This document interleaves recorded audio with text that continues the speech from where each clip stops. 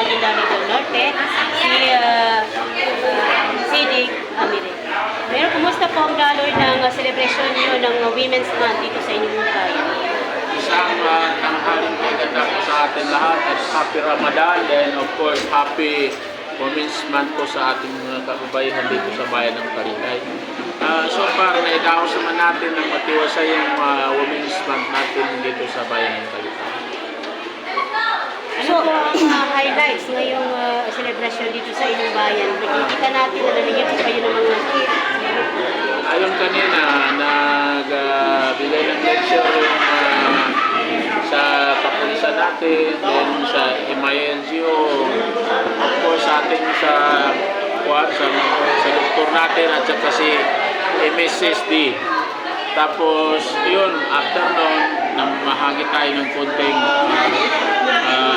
bigyan natin sa kanila. Sa ganun is daos naman natin yung month of kababayan. Mga ilan po yung nakabenepisyo ng ayuda ngayon? Naman, nasa 50, more or less 50 or 60 na kababayan pong nakatanggap siya. Okay, Mayor, gaano po dito pinaghandaan itong programa na ito? Actually, we'll organize naman ng mga kasama natin. So, tayo po umattend din sa Sa mga women's natin, dahil araw po ng ating mga kababayan, ano po yung may paabot po sa inyo? Dahil sa araw ng kababayan, of course, sa Ramadan ngayon, gaya rin ng sabi din sa surat to, sa Quran, ang mga kababayan ay binigyan sila ng sura o aya sapagkat ay mahalaga sila sa mahalaga ang mga kababayan, bigyan ng respeto, bigyan ng paggalang sapagkat lahat ng mga nakikita natin ngayon ng mga tao ay nanggaling sa nanay niya, ulam na. So yun po ay nararapat na bigyan sila ng papugay. Kaya nga nagkaroon ng happy month anniversary or month Women's Month dahil mabigyan sila ng pagkilala. Sino po yung mga panauhin natin ngayon? Kami lang naman yung mga taga-NGO at saka yung doktor natin. Okay. Sir Mayor, maliban po sa pagdiriwang ng Women's Month sa araw na ito, in line of the celebration of Holy Month of Ramadan, ano po ang mga programa ng NGO Talitay para sa month of Ramadan? Mamaya mag-open tayo sa sa reading Quran competition dito sa Municipality of Talitay. Mamayang gabi na po tayo mag-start sapagkat idadaos lang natin po yan sa loob ng 5 times lang sa isang buwan. So ngayong gabi mag-start tayo sa reading Quran competition dito po sa bayan ng Talitay.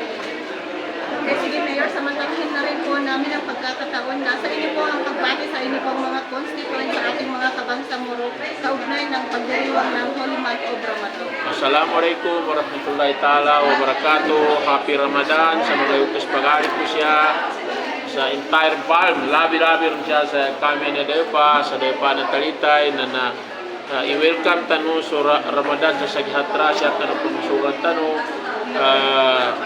Kanya ba magkagapya siya kanu sinakatawan siya kita no na welcome sa Ramadan siya kanu pumusungan. Amang kanu nakapamando no Ramadan siya kanu pumusungan. Sukran, wassalamualaikum warahmatullahi ta'ala wabarakatuh. Mayor, yan po ang panahon kay alkalde ng Talitay mo Regarding sa dito sa kanilang municipality. Walang bakit. Okay. Sino? mga kabangsamoro, kakapanayan po natin si Mayor ng LGU Talitay sa katauhan po ng Honorable Sidik Amire. At hihingi po tayo ng kanyang pananaw o sariling pananaw kaugnay ng pagkakatalaga ng bagong Chief Minister sa katauhan ni Honorable Hussein Matatua.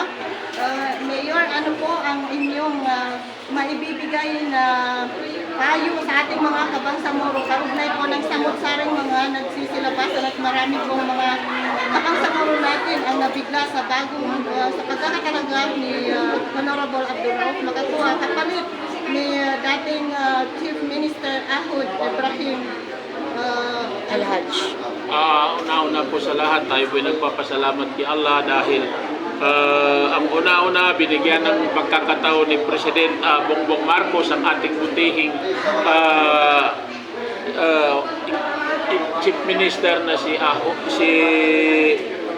Abdurrauf Makakwa, sapagkat hindi naman po masama na nagpalit siya dahil sa aking pananaw is pareho rin po sila na member po sila ng MILF. At saka nakikita rin naman natin yung pamumuno ni dating OIC Governor Abdurrauf Makakwa dito sa probinsya ng Maguindanao del Norte is tahimik naman at mapayapa rin naman. Ako po talaga very supportive sa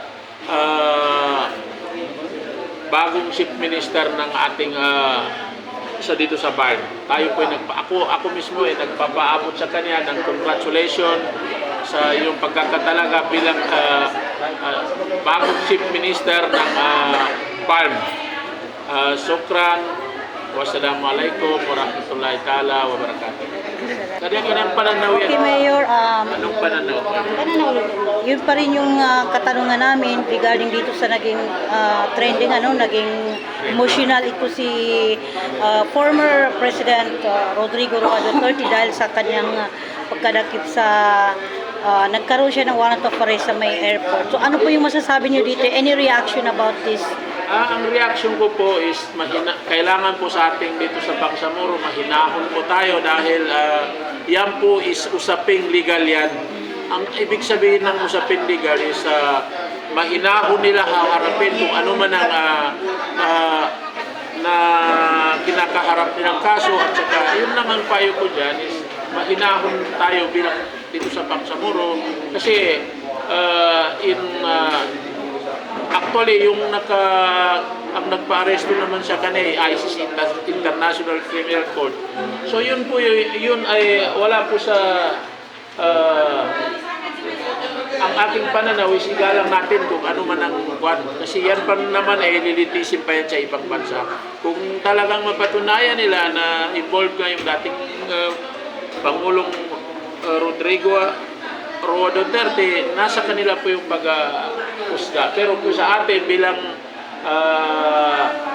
alkalde ng bayan ito yung panawagan ko dito sa ating mga nasasakupan is kailangan po mahinahon po tayo. Kasi kung hindi po tayo mahinahon, lalong-lalo na sa mga ating mga kabataan ngayon na madala sila ng ano-anong kwento, yan po patunay po na umiiral po ang batas dito sa ating Pilipinas.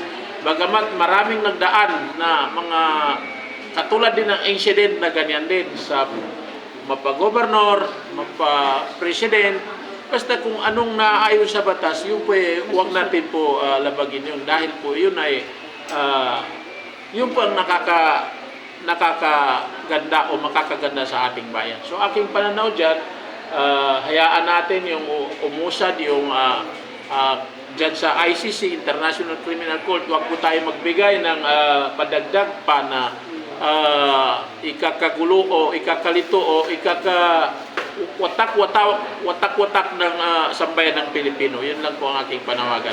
Igalang po natin anong desisyon ng ating mga law enforcement agency. Shukran. Wassalamualaikum warahmatullahi wabarakatuh. Waalaikumsalam, Mayor.